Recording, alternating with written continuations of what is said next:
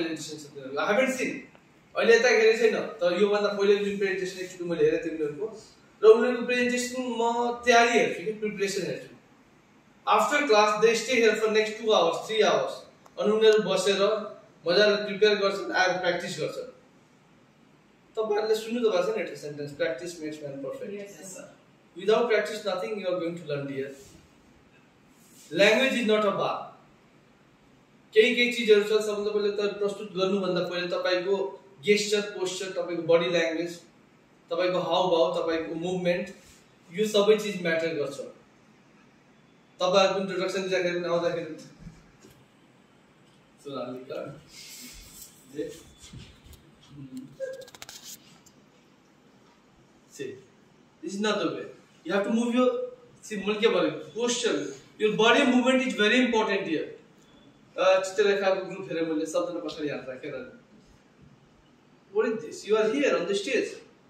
to present yourself र तपाईहरुलाई झन् इजी भइसकेछ you can see here and you can speak कही बिर्सी हाल्नु भएको छ भने केटाहरुको ग्रुप के हेरे एकदम माथि हेरेर बसिरहेछ सोचेर याद गरेर बसिरहेछ नोट हियर तपाई अलरेडी यहाँ लेखिसक्नु भएको छ नि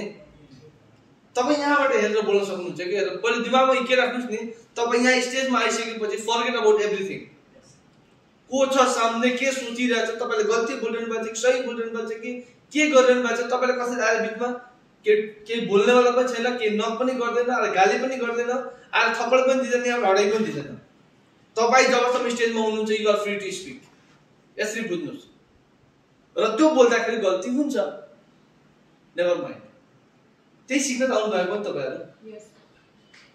Are you getting what I'm saying? Yes, sir. So यसको लागि तपाईहरुलाई प्र्याक्टिस चाहिन्छ घरमा तपाईहरु प्र्याक्टिस गर्नुहुन्छ कुनै नयाँ टपिक दिएको छैन तपाईहरुको आफ्नो favourite topic go and check it out सरले जसले भन्नुभयो 8 वटा फंक्सन छ एउटा मात्रै फंक्सन भन्नु